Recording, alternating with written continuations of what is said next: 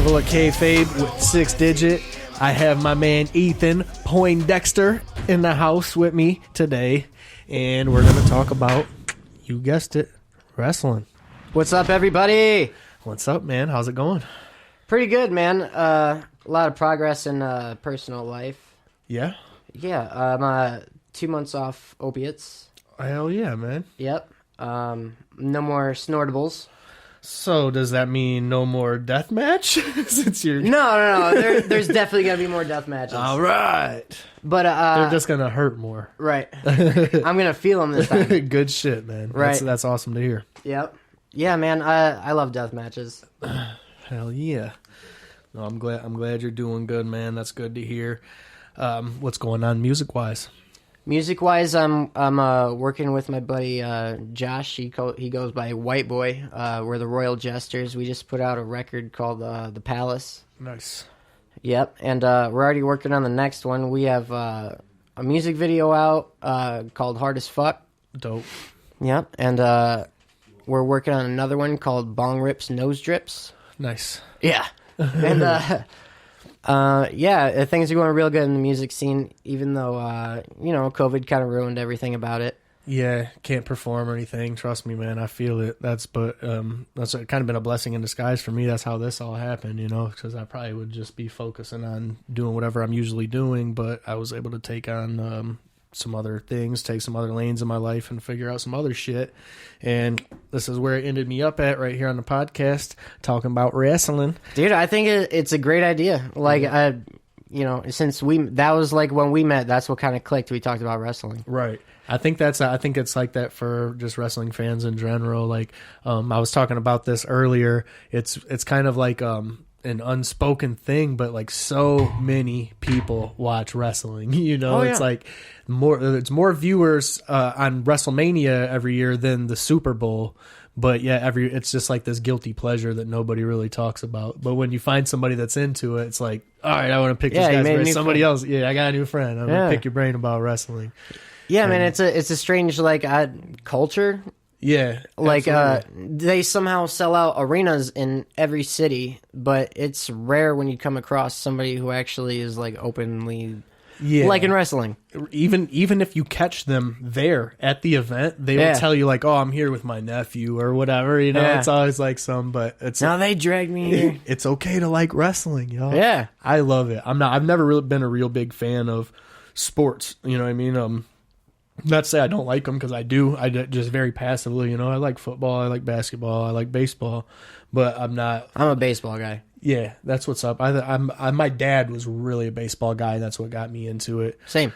But it's just that for me, I'm just a very passive fan. You know what I mean? Like, I don't get upset about if my team loses. Like, people like try to talk shit about my team, and then they get upset that it doesn't upset me. Like, it's supposed to like garner. It's like, why are you not throwing things? Right, but I understand the mentality, because that's how I feel about wrestling. You know what I'm saying? So yeah, I get even though it's predetermined, I get worked up as if it is the fucking Super Bowl or whatever. To me, it's just always been far more important.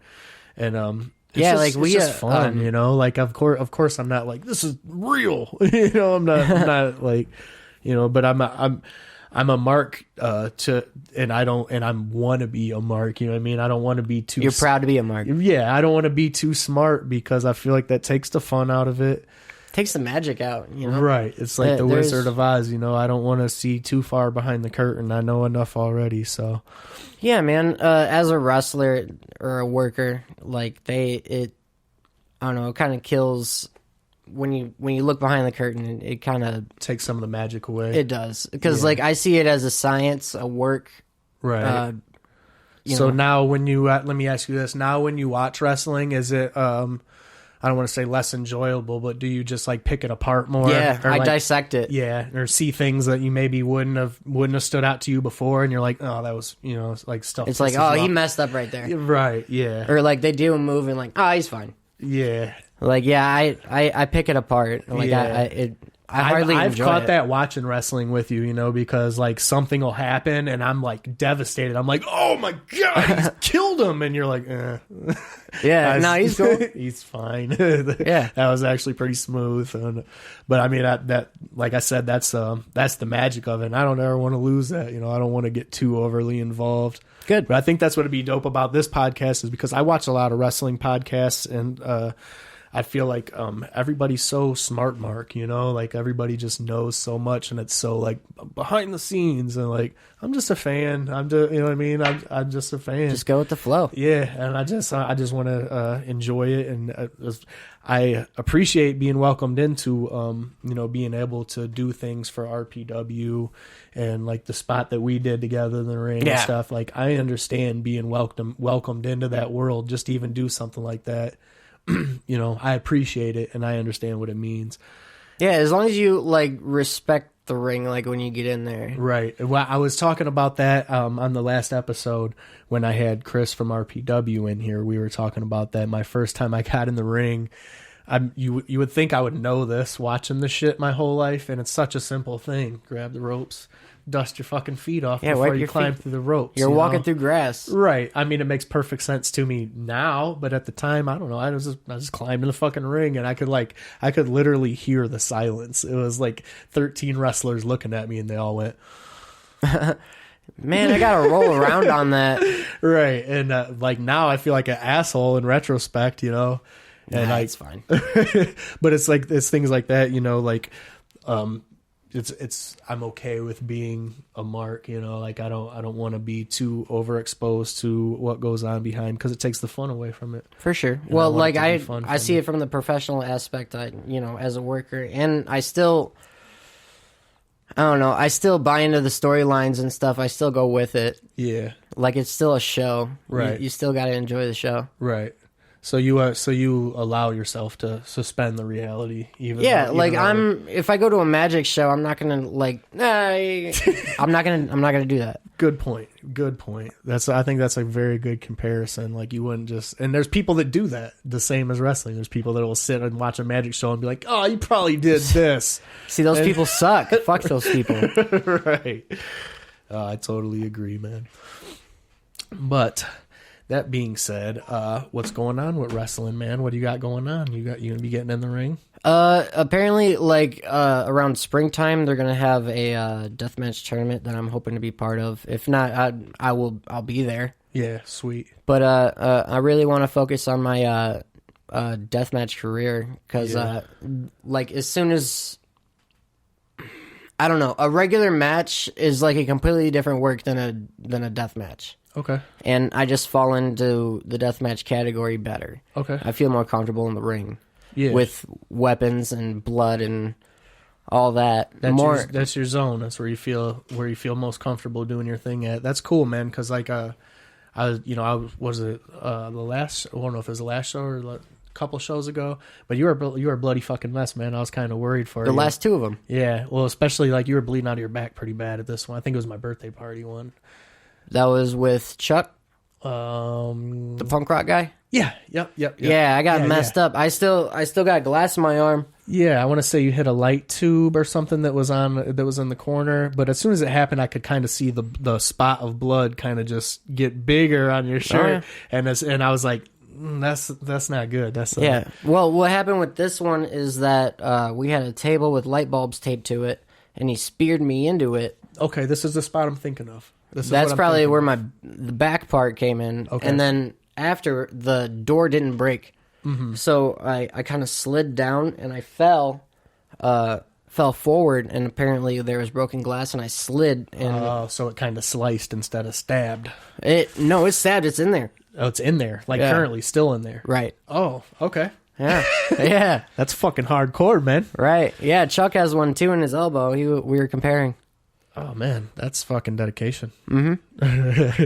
Yeah, dude, that was a rough match. Like, afterwards, I had I heard Chris say the word adrenaline dump. Yeah. It's basically like a crash from hell. Yeah. Like, after a match, especially, a death match, when you're like, you kind of worry when you're covered in blood and shit, like, right. So, like, there's, like, slight panic, and, like, my arm was killing me, and I just suddenly, like, turned pale. I saw white, and so I had this, like, really wicked adrenaline crash. But, my buddy Neil Diamond Cutter, he kind of talked me down. Like, he's a really cool dude. That's awesome. Yeah, he's a veteran. Yeah. So I'm hip, man. That's incredible, man. That's incredible to hear that it's as scary as I would imagine it would be, because you watch it happen and you're like, these dudes don't, they're used to it and ain't shit or whatever. So it's cool. That's cool to hear you say, like, no, it's fucking scary. I'm covered in blood. I don't know if something's wrong. Yeah, dude, I kind of worry when there's blood everywhere. As you should, because something could be wrong, But no, man, props to you, because I was there for that match, and it was good. It was entertaining, and it was fucking bloody. And you survived. We hung out after that, right? So. Yeah, there's always hot dogs at wrestling shows, so I enjoyed a hot dog. Did you notice that whenever you go to a wrestling show, there's hot dogs? Yeah, they're just cheap and easy to make. It must be. I don't know what the significance is there, but like hot dogs and wrestling go hand in hand. Yeah, maybe they make good weapons. I don't know. But you remember my basement match with Neil Diamond Cutter? Okay, yeah, that was the first thing you did with RPW, I believe. That was my audition. Okay, yeah. Yeah, that was the most blood I've ever spilled in a match. That was good. I actually showed it to a bunch of people, and that being said, I'm not a fan of no ring matches. I don't like matches that just I'd never liked the boiler room brawl or any of that shit. I'm always just like, I like those matches at the end when they finally make it back to the ring. You know, Did you like the one with AJ and Undertaker? I did, but for different reasons. I liked it for it was like movie-esque. You know what I mean? It was very movie. It wasn't. It gave me something different than watching wrestling does. So I enjoyed it, but in a different way, if that makes sense. I forgot it was like wrestling. Exactly. Yeah, I was kind of just like watching this like cool movie about the Undertaker kicking ass. So it was sweet. I liked it a lot. I'd see that movie. And I love the Bray Wyatt shit that they do without the ring. Like Bray Wyatt to me is fucking killing it. Like he's absolutely the most entertaining thing going on. Character-wise, yeah. Character-wise, the storylines, like the weird shit that he's doing. I'm intrigued, and I like that he's been able to freak it and flip it and do something different. In this time to where like it's almost harder to have a match in the ring because there isn't any crowd, and it's just things are different. And I think he was ahead of the curve even before things got different. He was already doing this different shit. The thing he did with John Cena, you know what I'm talking about? Where he like takes John Cena like all through his life and stuff. Oh yeah. Dude, that was gnarly. Great. And people hated on it so bad. And I was like, dude, that is like the best fucking thing happening. Hold on, I'm live on the air, but I'm going to answer it because it's Pun. What's up, Pun? You're interrupting my podcast. What's up, Pun? What? You're at the back door? All right, I'll tell someone to let you in. Pun's at the back door. Somebody let him in. All right, so we're gonna go ahead and pause for a minute because my phone's blowing up and I gotta let someone in the back door. So we'll pause and we'll get right back to it. All right.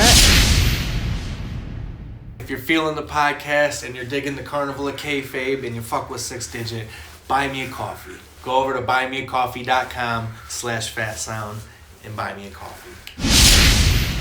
And we're back with Carnival of Kayfabe. I'm 6 Digit. This is Lightweight Ethan Poindexter, whatever you might call him. And we're talking about, you guessed it, wrestling. Yeah, I wear many hats. Don't we all? Are any of these hats, say, Hulk Hogan bandanas? Where do you stand on Hogan? Are you a Hogan fan? Hogan, no. No, to me, he was, I'm not a big fan of John Cena either, like the eat your vitamins and... Yeah. No, not as a character, all right, let's break it into 3 things. Hulk Hogan as a character, Hulk Hogan as a wrestler, Hulk Hogan as a person. To me, he's a terrible wrestler, but he knows psychology, so, like, he could do headlocks and punches for like a half hour. Right. And it'll make sense. Right. Yeah. So he like can make it work. He has good psychology, but he has no ring set. His finisher is a leg drop. That's always been my big hang up with Hulk Hogan. Even as a kid, you know, I'd watch it as a kid, and I was always kind of like, "That's it." Yeah, other wrestlers do it. And they get right up. Yeah, other wrestlers do leg drops. That's like their opener move, not their finisher move. Right. So, but I don't get me wrong. He delivers probably the best leg drop. I don't know if it would finish me, but it's good looking. It's a great leg drop. No, so, if he gives you a leg drop, you're staying down. I mean, definitely. But I mean, am I really? Right. So I don't know. I love Hogan, what he did for the business, you know, but he's definitely done some questionable things in the past few years. But I think we probably all do. It's just everything's so much more open now because everything gets posted to the internet as soon as you think a thought, you know. And he's human. He's a 60-year-old man. Right. Like they have no filter. Right. I mean, watch some of the wrestling back then, you know. I shouldn't even say back then. Watch some of the wrestling from our era when we were children. Some of it is so blatantly racist that I'm just like the whole, like the Nation of Domination, and then DX comes out in blackface. I'm like, I forgot about that. That's gnarly. This, you know, like it was a long time ago, but to me, it seems like this just happened in the scope of American history. This did just happen. Like, that was the 90s, right? You cannot get away with that. That would never happen now. Never, ever would WWE allow. And that's not the first time this has happened, because a long time before that, in the mid 80s, some point, Roddy Piper's working Bad News Brown. Yep, he comes out in blackface, half black. He painted half of his body, and he came out and was acting different and was dancing around and shit with the black half of his. It was so fucking racist it was like uncomfortable to watch. But that things were just more accepted in those times, man. It was just that was like what, the 70s, 80s. 80s. That would have been 80s, and then 90s for the DX thing. If you want like some real racist shit, watch anything from New Jack. Yeah, anything in when he was in Smoky Mountain. Yeah, dude. Some of his promos and stuff. Oh yeah, but God, it was so good. It was awesome. It was so good. He's one of my favorites. Yeah, it was very, very edgy, but damn, it was good. Hell yeah. New Jack was fucking gold. Still is gold on the mic. It's like they told him like, hey, just go out there, piss all the white people off. Yeah, and he just went. He's like, shit, that's what I was gonna do anyways. Right. Finally, that's what I'm here for. Right. And get paid for it. I love New Jack, man. He's one of my favorite people to follow on social media and stuff. The stories I hear about him are crazy. They're scary. Yeah, unbelievable. I mean, I hear these stories about New Jack, and like when I was younger, and I was like genuinely scared. Like, he's a wrestler I don't want to meet because I'm white and he might stab me. I still think that. Well, you especially should be afraid of him because, you know, God forbid someone book you to work this man at some point. You know, terrifying. And he's having a bad day, and whew. Well, I learned from New Jack. If you're cool with him, he's cool with you. I kind of gathered that, and like I said, I follow him, and after watching him and stuff, did he go over the top and too far with people sometimes? Yes, and admittedly so. Yeah, he threw a dude off a scaffolding. And admittedly so, but he never did anything I think that wasn't warranted. He's not just picking on people. He just doesn't take not even 1% ounce of bullshit from nobody, so you can't really be mad at him for that.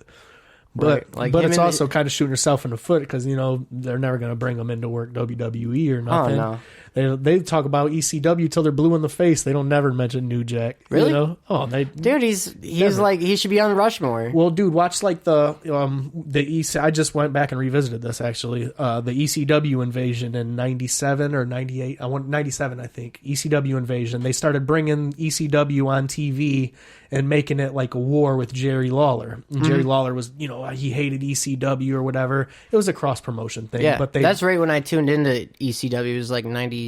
Yeah. It was like, that's when like Taz was the man. Yeah, Taz, Sabu, Raven. It was, you know, it was popping. It was blowing up. Yeah, we had illegal cable, so like we would watch ECW on, I think it was like Tuesday afternoons. Yeah. On like some channel that nobody gets. Yeah, it was like an infomercial channel, and it would just there. Yeah, something weird. That's how I used to watch it too. But it would come on that time, and then at like 2 a.m. on the same night, it would come on again on the same channel. So yeah, that's how I found it. But they were doing the ECW invasion angle on WWE, and they had Taz, Sabu, all these guys coming in, and they were doing like they were presenting it like it was an invasion. I don't even remember what my point was, why I was even talking about this. But there was like an invasion angle, so ECW's invading WWF at the time, and they had Sabu, Taz, all these. That's why we're talking about. They brought Dudleys. All these guys. Yeah, Dudleys were there. But it was cool. They brought all these guys in. They did a cross promotion, and they presented it like it was an invasion, And Jerry Lawler was mad, and Vince was like, "Well, no, just give it." And Paul Heyman's cutting promos on Jerry Lawler. It was fucking great. But in the midst of all this, New Jack is a huge star at ECW. Mm-hmm. He is nowhere to be seen in this invasion angle. He is not even. They show backstage like there's got all the other ECW guys. They cut to backstage and they're back there talking or whatever. He's like the only dude that's not there. And, wonder why. Like Vince didn't. I shouldn't say Vince because it's not just up to him. You were gonna say Vince don't like black people. Well, probably that too. But that's not where I was going with it. No. Vince don't like New Jack, and I don't think WWE. I don't think it's that they don't like him. I think it's that they're scared of the liability that comes with him. You know what I mean? Right. They're not gonna book New Jack, and then he shows up at Monday Night Raw and with a shank stabs some dude in the front row because he looked at him crazy. Right. And dude might have it coming, but those are things that Paul Lee was willing to deal with or had to deal with. And Vince is just like, yeah, that's a no-go. So they kind of completely ignore that New Jack even existed through all that. That's too bad, man. I mean, it had to be upsetting for him at the time, I would imagine, you know what I mean, to know that you're like one of the top guys on this program, and this program's getting shine on the big network, and you're purposely excluded, Mm-hmm. And I'm sure Paul Lee had to break it to him, like, well, like, they're fucking scared of you. He said no. They're fucking scared of you, man. which is reasonable. Yeah, man. But, ECW in the glory days was awesome. Absolutely. That's like right when I started like watching wrestling on my own. Yeah. That's probably why I like death matches. Yeah. That's just what I grew up with. Right. Like even getting action figures that come with trash cans and shit. Yeah. So, like, I don't know. I'm just used to weapons, and because that's how it was in the 90s. It adds something to it, man. It really does. And it definitely was a thing in the 90s. ECW played a big part in that. ECW popped off so huge that everywhere else all of a sudden had a hardcore championship belt and it was like these hardcore divisions popped up everywhere. And it just became, and now it's just part of it, But before that, it wasn't. For, my whole time growing up, there wasn't, somebody might get hit with a steel chair. That was about all you was going to see, you know what I mean? Mm-hmm. I'm an old motherfucker. I watched the first ladder match. Shawn Michaels? Yeah, Shawn and Razor. That was a good match. They did some jumps. Like no, it was great. And I think, and it's probably, to this day, a lot of people consider it the best ladder match. I don't know if I'd say that, but it's definitely set the bar, but it also wasn't the first ladder match, not even in the company. Shawn and Brett had a ladder match before that, and it was supposed to be for, I want to say, Wrestling Challenge, or like one of those like afternoon show, a show that wasn't quite, like Superstars or something like that wasn't so big, but it was something like that, and they had the match. And then it just kind of got forgotten about, or it wasn't shown. I don't know the exacts on it, but that match happened first. And I know I read this in Brett's book, and Brett was always kind of upset about it because it was his idea to do it was something from Canada, from Stampede that they had done that he knew about and he wanted to bring, and he presented the idea. They did the match. And then the match never got no shine, and then they gave Shawn a match with someone else with the ladder. So and they took the called idea. Called that the first ladder match, even though it was Brett's idea, and Brett was actually in the actual first one. That's too bad. That was the first time Brett screwed Brett. Yeah, man. I've never done a ladder match, but I've taken some leaps. Yeah. At JCW, I was in a battle royal. And the ring is on a platform on the grass. Yeah, to make it level, I'm assuming. Right. And there's like three guys standing in the grass.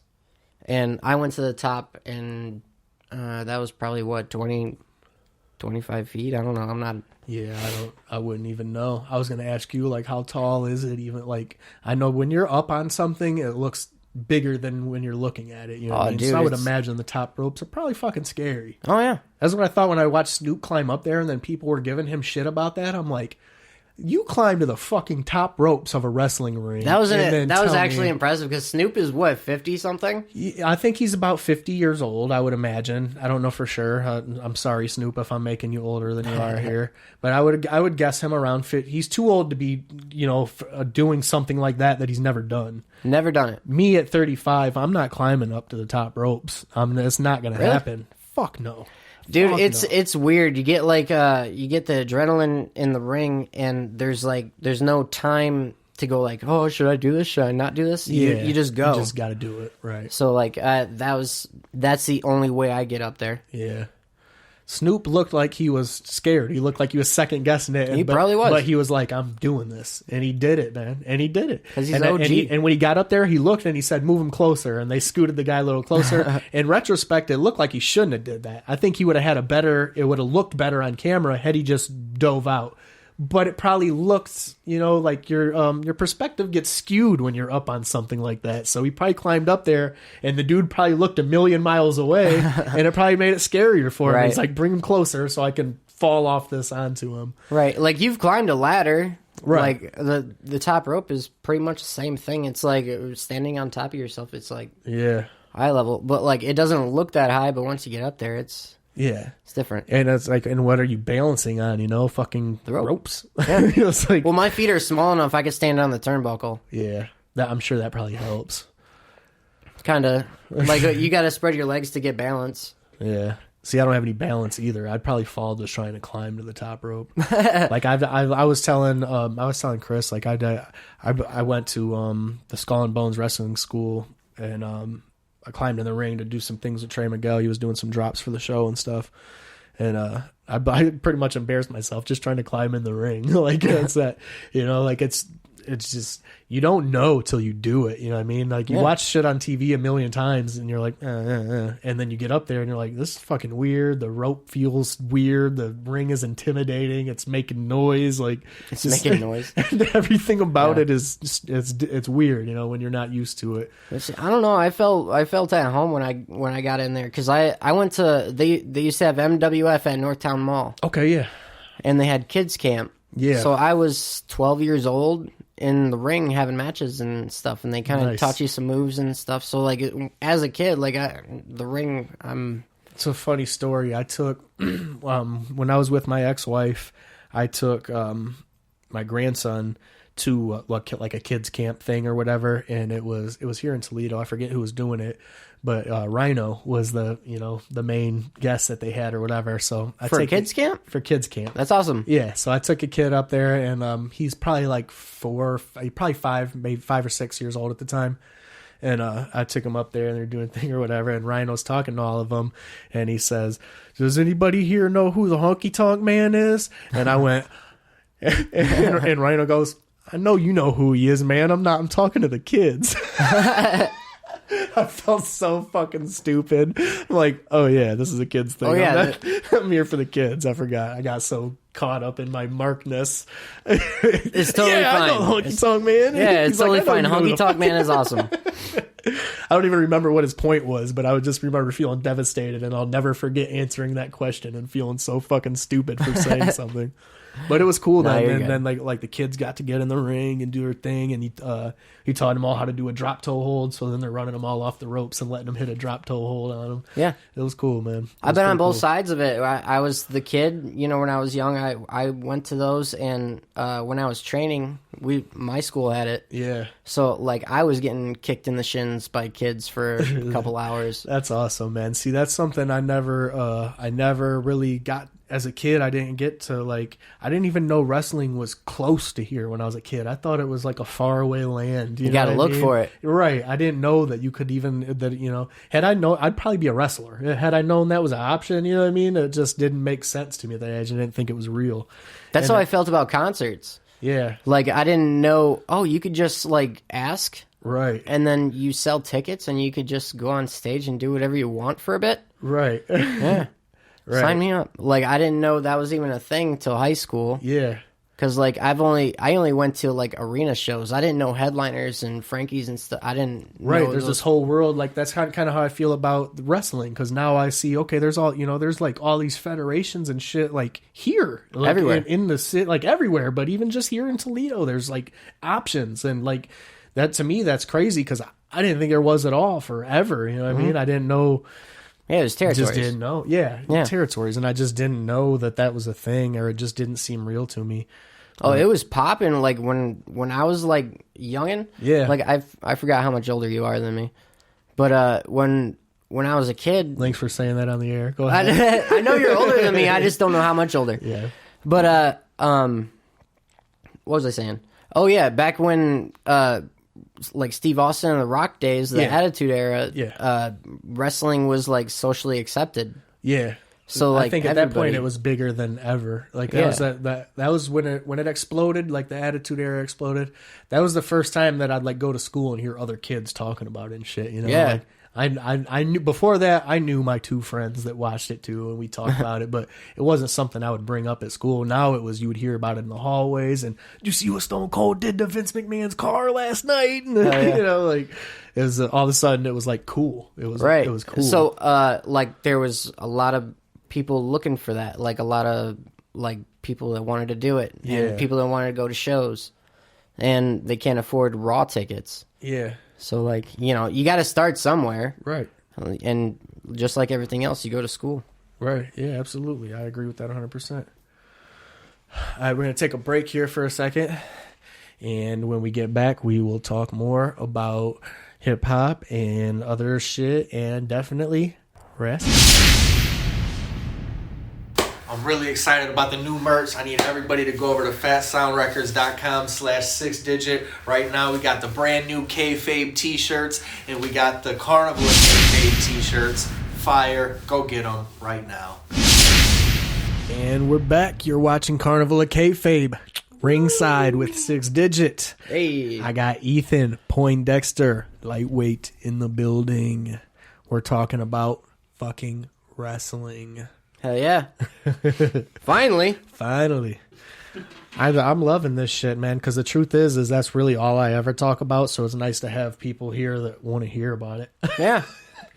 You ever find yourself doing that? Like just like wrestle rambling at someone that doesn't give a flying fuck? Yeah, absolutely. Like especially like explaining like the science of it. Yeah.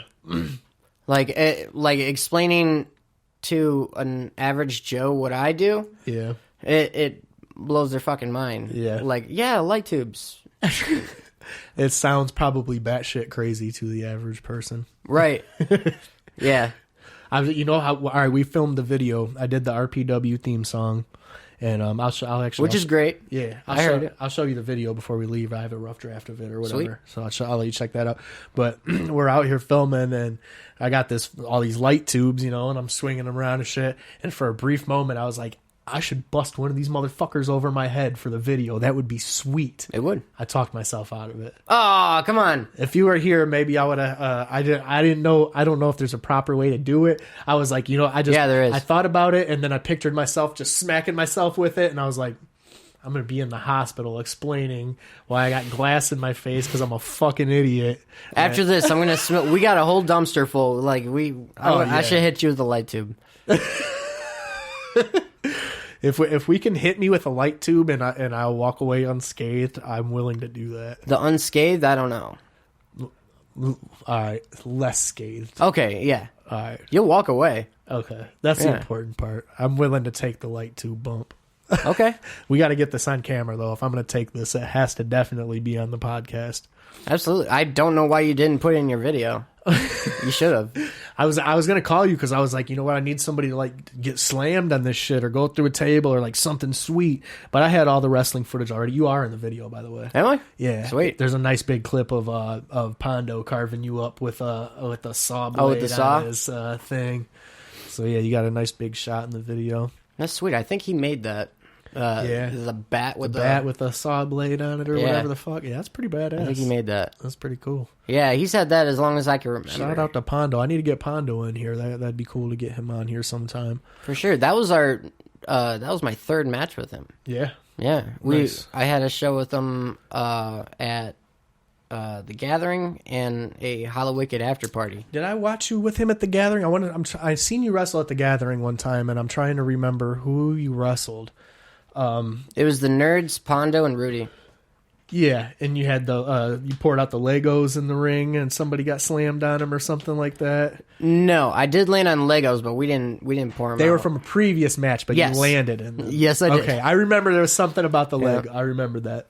Yeah, that was the time I was thinking of. Yeah, they just kind of sweeped them off to the side, and like they didn't clean them up, and I Wait a minute. You mean Juggalos working at the Gathering didn't finish their job? or cleaning. The Juggalos didn't clean? You don't say. Fuck. But yeah, they just kind of. We are Juggalos, to be clear, before you start fucking yeah. sending us all the hate. Oh yeah, proud of it. Like I don't know, it's kind This is of Carnival of Kayfabe after all. I don't know. I really like. It's kind of sad what's going on with the psychopathic world. Not to like shit on them. Yeah. But like I don't know. I don't know what they're doing right now.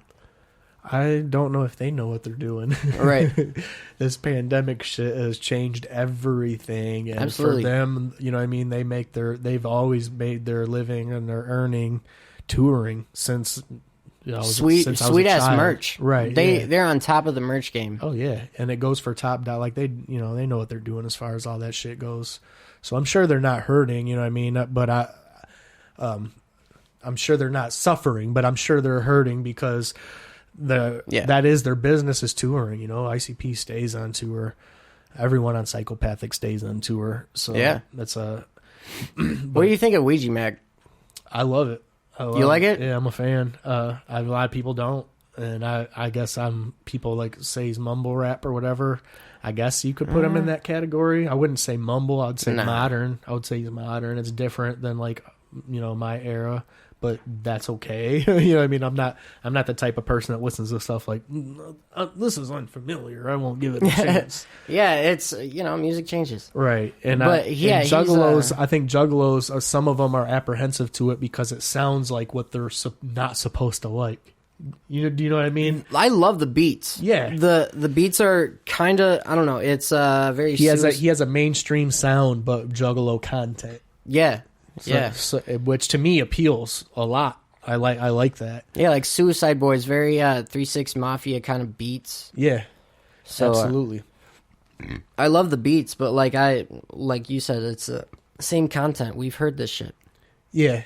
But I think some of that too is when you do the Juggalo thing, you have to pander a bit, Yeah. And I'm guilty of it, like I'm at MBK Music and stuff. Like when we were touring with ICP and Twisted and whatnot, we would do stuff that was more in that lane. You know what I'm saying? We were painting our face and not that we were switching the way we do everything. That's not the case. But we were just playing more that side of our own character. Yeah. Because that's what appeals. Yeah. And I think you have to. It's your version of that. Yeah. It's the Juggalo version of MBK. Right. And I think you kind of have to do that. And I think that's what Ouija's doing too. So I'm not mad at it. Yeah, every genre like panders. Right. I love pop punk music. Yeah. And they pander hard. Yeah. Like A Girl Dumped Me, I love pizza and skateboarding. Yeah. So like I love that shit. And right. They could have a song with that as the title. I'll listen to right. it. It'd be the favorite jam. Yeah. Just be fucking skateboarding, eating a slice of pizza. Yeah.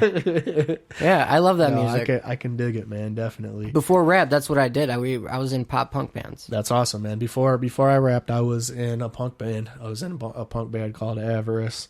And we were all the way fucking punk rock, man. We had crazy little fucking shows in this little garage and see, but we weren't like punk. We were pop punk. Like pop punk is like more it's more like some it's more catchy, cleaner. Yeah.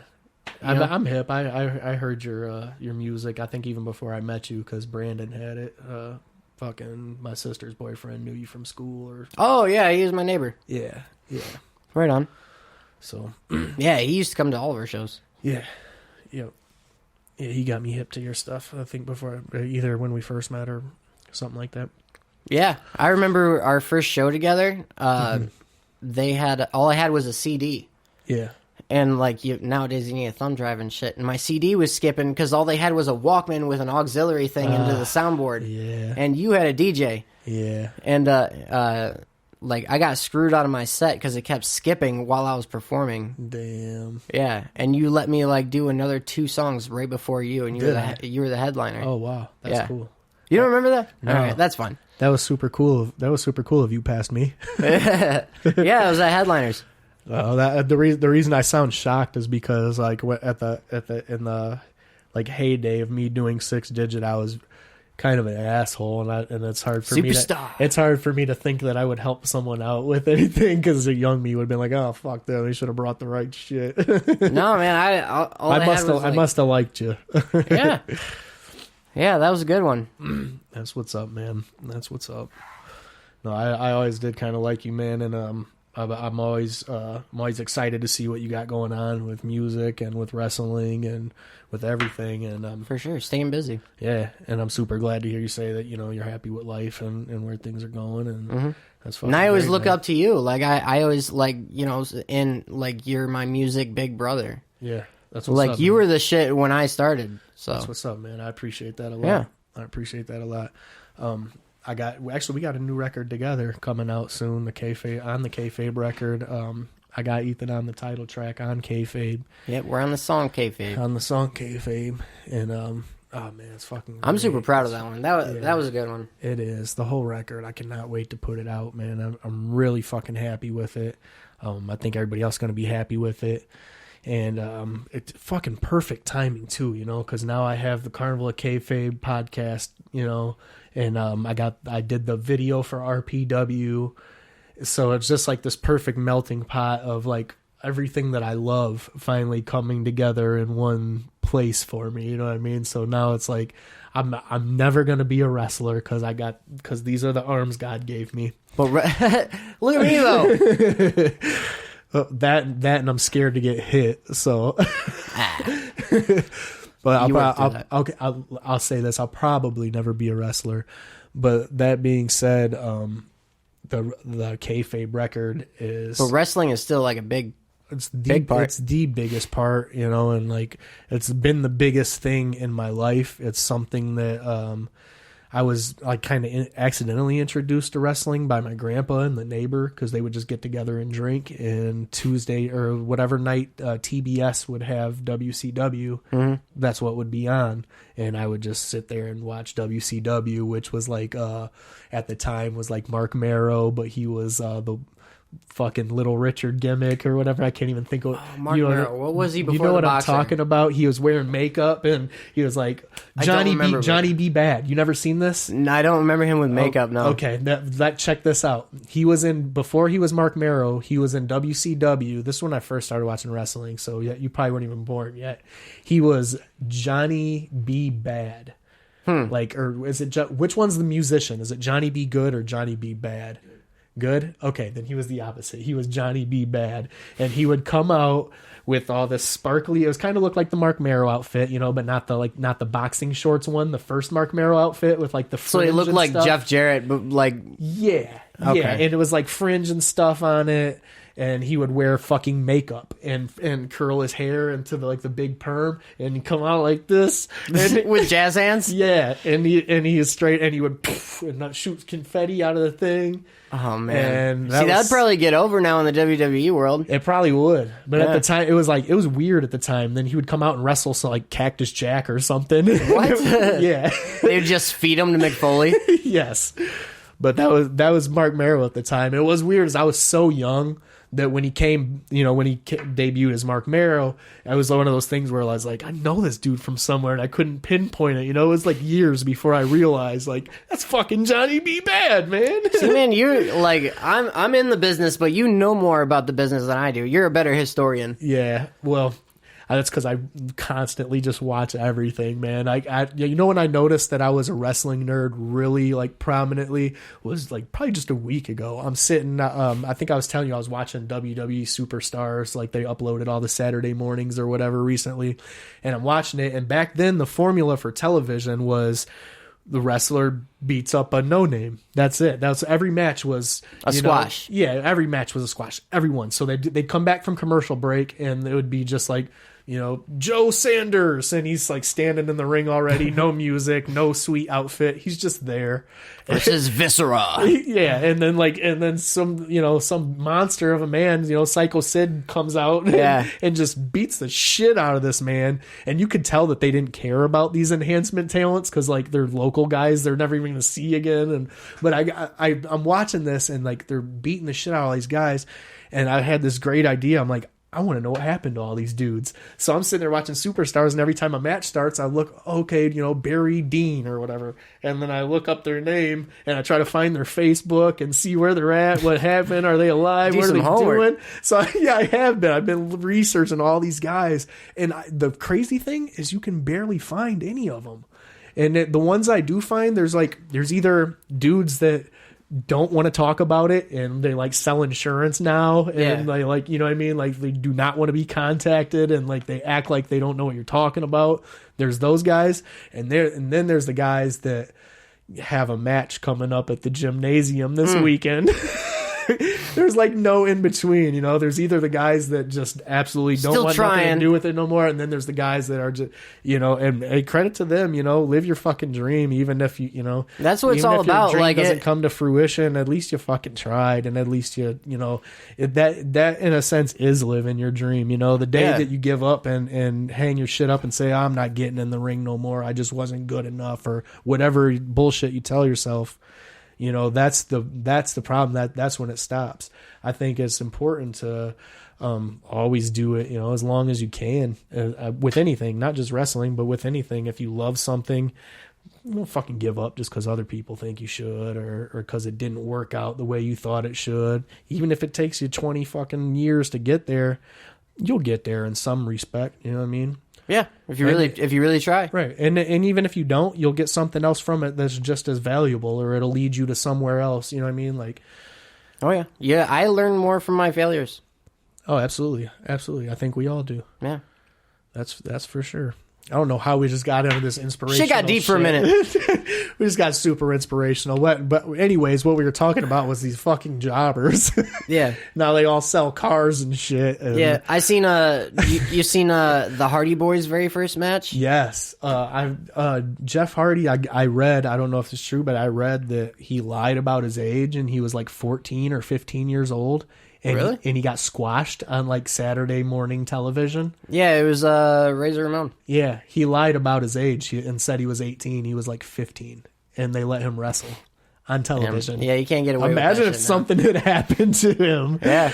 Did you hear about the New Jack story when he got sued for dude lied about his age? He was a minor. Yes, I did. Actually, have you watched The Dark Side of the Ring? That's where I learned that. It was good, man. That was real good. I love that whole series. Like that, it's kind of depressing, but like it's very informative. It is. It's depressing, but I like that it's so in depth, and I like that it's not a WWE thing because they're free to talk to anyone and go as far as they need to go. Mm-hmm. You know what I mean? WWE puts a cap on things. Yeah, and I understand. It's not good for the company. Right. And I understand that. I understand why they do it, but it sucks sometimes, It's like, I hate when I'm like, oh, fuck yeah, they got all these ECW pay-per-views, and I watch them and all the music has changed. I'm like, yeah, that pissed me off. ECW without the music? Right. The music is half of the fucking show. Like, RVD is one of my favorites, and I loved how he came out to Pantera. Yeah. And when I watch it back, it's like some kind of weird surf punk. Yeah. And it's like, and you can still hear the real song under it if you know what's there. You know what I'm saying? Like they play something over it that fits. That kind of sounds like it. Yeah. Oh, I hate it. It drives me nuts when they do that. Stop doing that, WWE. They couldn't get the rights. You know how much fucking money they have? How can they not get the rights? How is ECW getting away with airing this shit? But they just did it.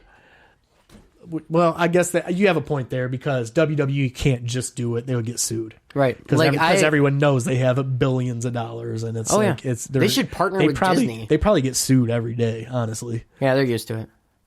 But I don't watch the WWE Network. I watch IWTV. Yeah, where you can watch Devil's Night. I'm in there. Hell yeah.